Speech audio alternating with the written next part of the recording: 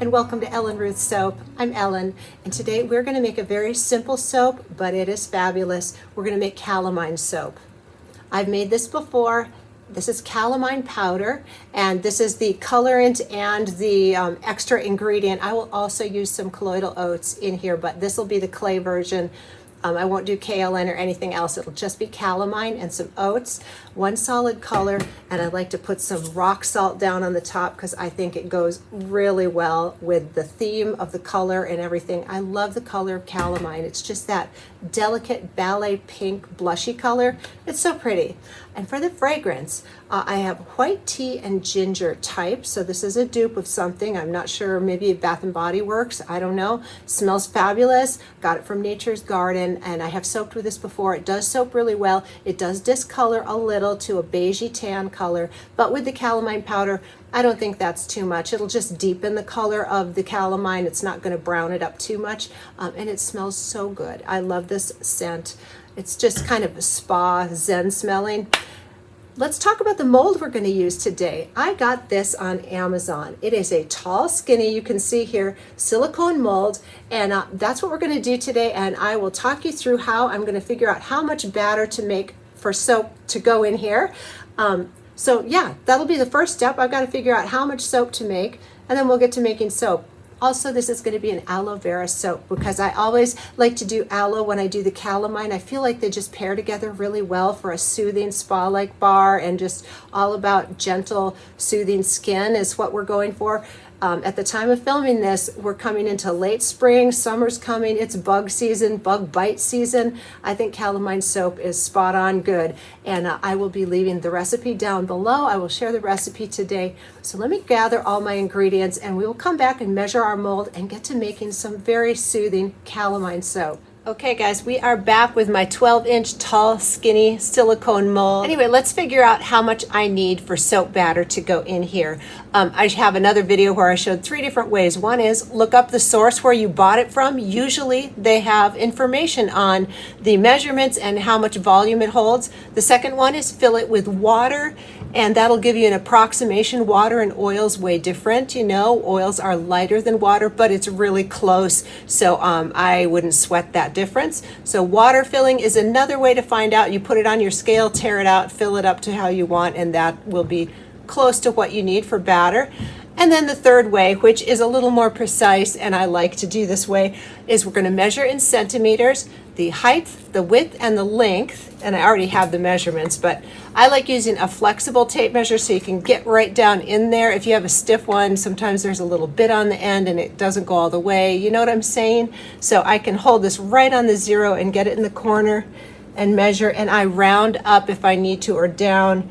So like here I am measuring just over 8, so I just wrote 8. It's like 8.2, and I'm not going to worry about the 0.2. So I'm doing approximations. So I have the height 8, the width is 6 centimeters, and the length is 30.5. And you multiply all those numbers. So let's do that.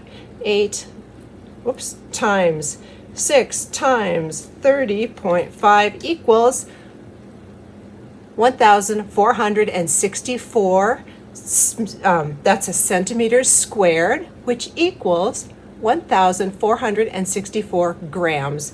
So that'll be the total volume that'll fit this pretty much to the top. And then you can convert it to ounces if you want, or round it up or down if you're going to do piping. That's a whole different subject, but that gives a really nice, now you know what the volume of your soap is.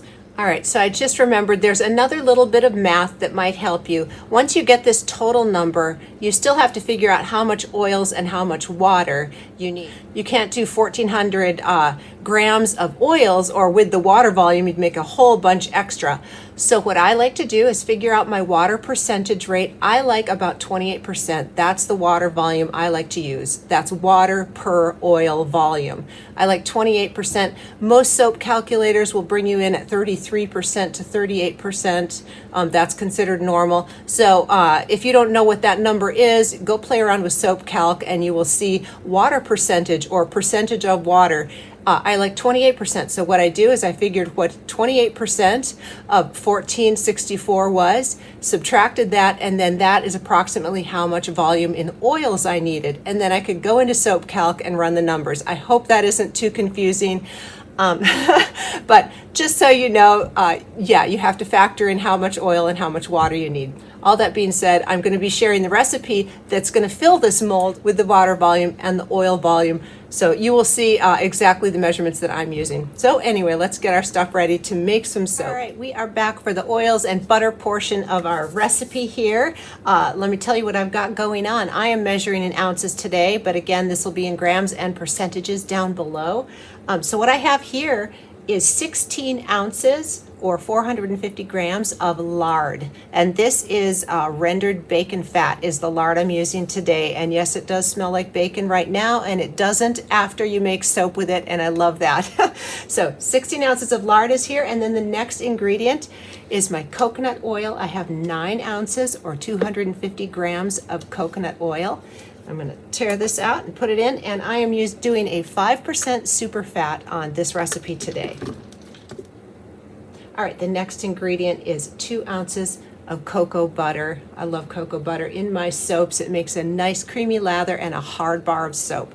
So I'm going to tear this out, 2 ounces cocoa butter, and now I am going to go and give a little head start melting these, and then we'll add our liquid portion. So I'll be right back. Right, we are back with our melted hard portion, and now the next ingredient is castor oil, 2 ounces or 50 grams of castor oil.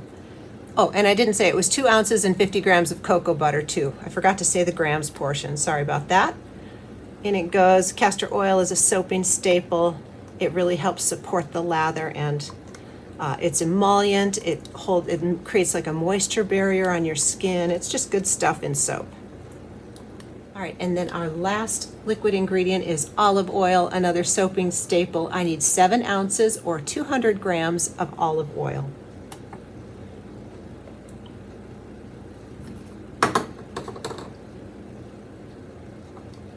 And I will try to find a link for these. These are polypropylene plastic beakers that I've been using, and I love them. I like my glass beakers very much also, but for measuring out oils, they're lightweight. They, you know, if you tip them over, they're unbreakable. I really like that. So if I can find a link for these plastic beakers, I will. I think they're so handy. All right, it is time to add my fragrance oil to the oils because this has great reviews. It doesn't cause acceleration, and most lard soap recipes are nice moving. They're not fast moving recipes, so I feel pretty confident putting this in here. Plus I have soaped with it before. It's fabulous. And I'm doing 5% is the IFRA recommendation for soap with this particular fragrance. It's not the same for every fragrance or essential oil, so please look up the fragrance you're using to make sure you're using the correct percent. I'm doing 5%, so that's 2.6 ounces or 74 grams of fragrance is going right on in here.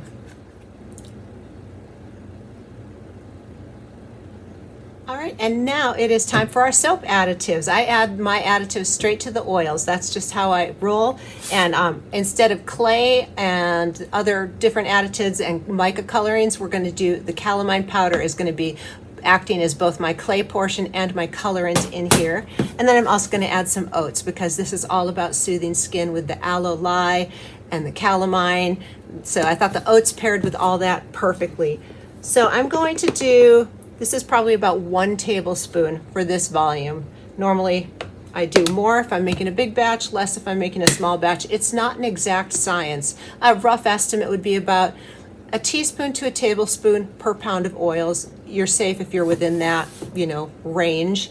And calamine powder, I love it, love the color. Calamine powder is primarily made of zinc oxide and iron oxide. The iron oxide is red and that gives it that lovely blushy color, but that's pretty much the bulk of what calamine powder is, but I love it, and I grew up using the pink stuff on my bug bites, the liquid stuff my mom would get at the drugstore. So it's just kind of a bug bite staple at my house. And so this is a 2 tablespoon scoop. And it's a coffee scoop. Most standard coffee scoops are 2 tablespoons. If you're looking for a nice handy one, I got this one like at Walmart, I think. So yeah, get a coffee scoop. It's perfect for additives. I'm going to do the full thing. I'm putting 2 tablespoons in here because this is also my colorant and everything, and I really love that color. So we're going to just go ahead and, you know, like I said before, the fragrance has a little bit of aniline. It does discolor to beige, and I really want that beautiful pink to come through. I'm hoping it'll come through. I might do, let's just do a little bit more. Why not? Now, because of the iron oxide and zinc oxides, those can cause soaps to speed up a little bit. Not much if you're working with a good fragrance and you have a good recipe, but it's something to take note on. If you are using a faster fragrance or something, just be aware that this can speed up trays a little.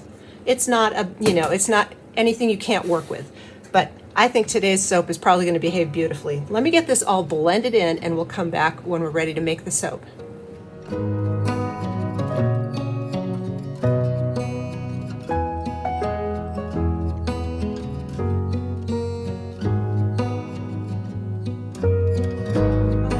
I just love that color, the scent, the color, it's like zen, and I even have a spatula that matches.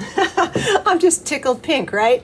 Okay, let's talk about my lye solution here. I made it off camera, I got busy, and so I'll talk you through it. What I have in this little pot is 10 ounces of aloe vera juice, liquid aloe vera juice, and I have 5 ounces of sodium hydroxide in here. And again, this is a 5% super fat with the oils we're using.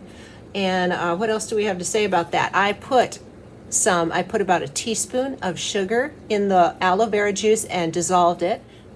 And then I put a clump of Tussa silk fibers in here because I love my silk. And then I put the sodium hydroxide in here, stirred it until it was dissolved. And when it cooled a bit, I put 2 teaspoons of sodium lactate in here. So that's what's all in this pot. And I used 100% aloe vera juice, and it soaps beautifully. You can use aloe vera juice equal with water. It doesn't cause speed up of trace or anything. It soaps wonderful. I love aloe vera. I get my aloe vera in gallon jugs at the grocery store in the pharmaceutical aisle. That's where I find mine. Amazon has the same aloe, but it's a lot more expensive at Amazon. So I recommend going to your local store for aloe vera juice.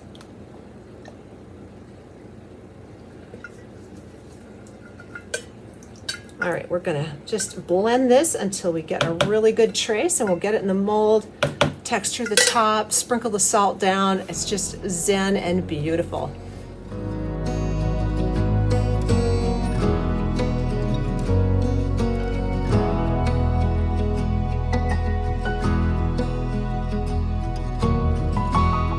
Just a quick update. This is about 15 to 20 minutes after we added the lye.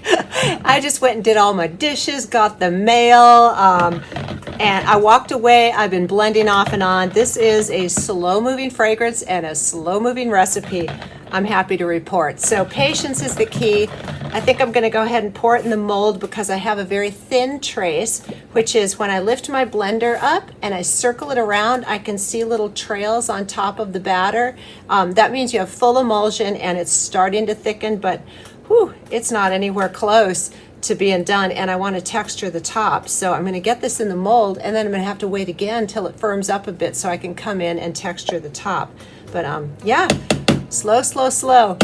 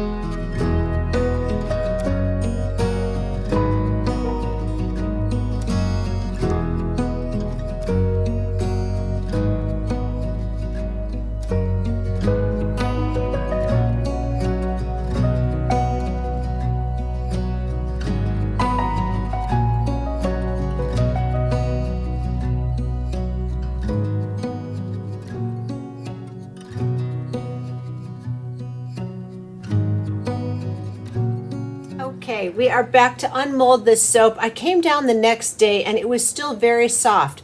And that is a word to the wise here. When you have a slow moving recipe and a slow moving fragrance, and this fragrance was slow moving, let me tell you, it took a long time to thicken up, like hours. Sometimes you just need to walk away and wait a few days. So this is about 72 hours after making it. I did try unmolding and I'm like, that's a no-go. And I might have dinged up the bottom. We'll only see when we get in here. We're going to have to try. But also because this is a very rigid mold, I can't peel it off. It's got to sort of pop out. So waiting a few extra days is no big deal, and that's what I did. Let's try to get this out of the mold without too much damage and see what it's looking like on the inside.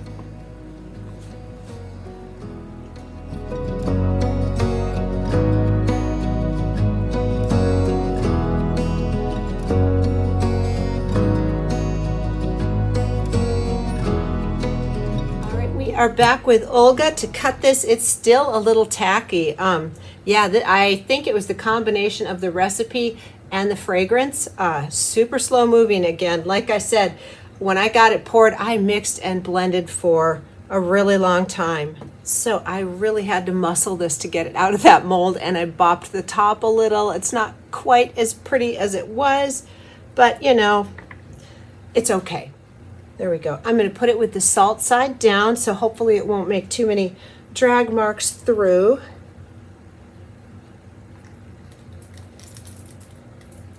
And it cuts nice and smooth because it is so soft. And let's see if there's any surprises in the middle.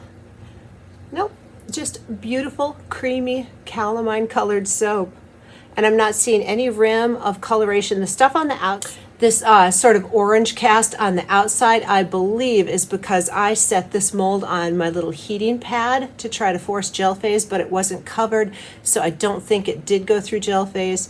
But oh, I love that color. All right, let's keep going here. There's not going to hopefully be anything real special to see. They're pretty much just, that's what you get. You can see just a little bit of the oat flecks in there. To me, these just are zen and soothing looking. I'm very happy. Other than having to muscle it out of the mold, that was a little tricky. But other than that, super happy about this. So let's talk about how long it took me to come up to a nice trace on this soap. Oh my goodness, it was testing my patience. So yeah, I was blending this with my blender and just blending, and I could tell it just wasn't thickening up, so I had to walk away, did some dishes, you know, got the mail, went and did some things, and then it finally got thick enough where I'd have a nice little trace in there, poured it, and then I had extra batter. I made a little bit more than what the mold could hold because I wanted to mound it up on top. That was intentional. And I just had to walk away again and get some other things done, but I had to set alarms so that I wouldn't forget about it. You know, when you walk away from your soap, for me at least, it's always risky because I can get busy doing things and then forget, and then if it gets too thick, you're done. So it didn't get too thick. When I came back about an hour later, and you saw when I scooped it on top, it was still very liquidy. So no problems there. It was not going to speed up on me. At the end of the day, I'm just delighted with these, and they smell fantastic. So if you had a really intricate, fancy pattern, like a tiger pour or a wood grain pour, this fragrance would do you right. And since I have a little bonked up end piece here, I think we're going to go ahead and do a lather test on this in a few days. I'll probably give it a week since it's still so tacky. I'm going to definitely have to wait several days before I come in and do stamping because these are, you know, tacky, like I said. But I think we'll do a lather test so we can see how the calamine looks in the lather, if it has a white cast or not, because zinc oxide, you know, has a white cast. If you ever see those old 60s movies where the surfers had the white noses, that was zinc oxide. It's a natural sun protect or sunscreen. Anyway, we'll give it a shot. So yeah, back to the beveling and stamping. I get asked quite often, when do you do that? Most of my recipes, I can unmold them, wait a couple hours, and come in and bevel and stamp the day that I unmold it. So within 24 to 48 hours, I'm beveling and stamping. That's most recipes, but a different recipe or a slow moving fragrance, I don't have a timeline. I go by the feel of it. If it feels dry and very firm, like I can pinch it and it won't leave a finger mark, it can probably handle the stamping. But the way I stamp, you've seen me with my rubber mallet, it's kind of aggressive. So if my bars are soft at all, ask me how I know. I've actually done this where I've smushed the bar. That's no fun to do that. You've taken the time to make these. So patience is a key. I am not long on patience, but I keep saying that. I'm trying to learn that mantra. So all that being said, here's my little chunked up piece that first day when I tried to unmold it. You can see I kind of damaged the edge there. There's the nice side. We'll use this bar for a lather test, so I'm probably going to wait maybe a week. I don't know. We'll give it some time. I'll come back and talk through that. Oh yeah, I did want to mention with this recipe and that 12-inch mold, and my wires are set at 1 1/4 inches, I got 11 really beefy bars. These are probably going to end up to be 5 to 5.5 ounce bars. So that's what I got with the amount that I'm using today and that soap mold.